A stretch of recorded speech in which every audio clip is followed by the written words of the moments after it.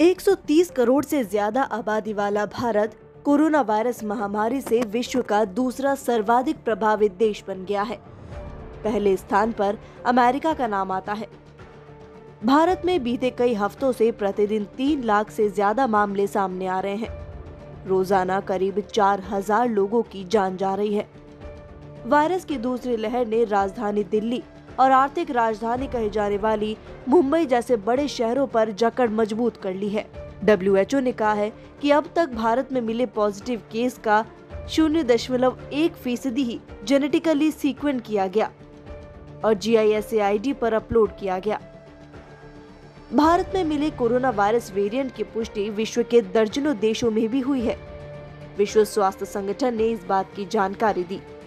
स्वास्थ्य एजेंसी का मानना है कि भारत में तेजी से बढ़ते संक्रमण के मामलों के बीच B.1.617 वेरिएंट जिम्मेदार है।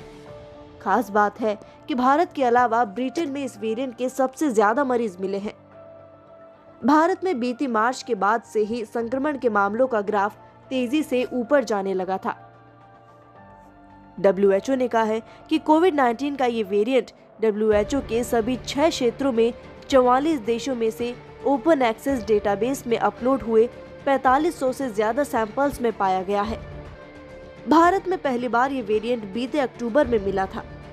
महामारी पर साप्ताहिक अपडेट में WHO ने कहा कि WHO को 5 अतिरिक्त देशों में भी इन मामलों की रिपोर्ट्स मिली है।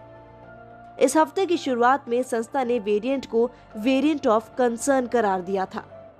इससे पहले इस सूची में ब्रिटेन, ब्राजील, दक्षिण अफ्रीका में मिले कोविड-19 के अन्य वेरिएंट्स के नाम शामिल थे। इन वेरिएंट्स का वास्तविक रूप से ज्यादा खतरनाक माना गया क्योंकि वे या तो तेजी से फैल सकते हैं या वैक्सीन सुरक्षा से बचकर निकलने में सक्षम हैं।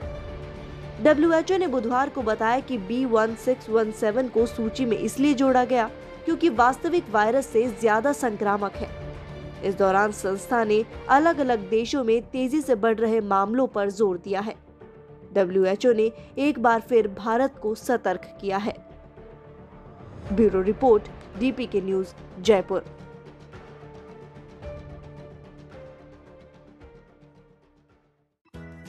राजस्थान की हर अपडेट के लिए बेल आइकन दबाएं और सब्सक्राइब करें DPK न्यूज।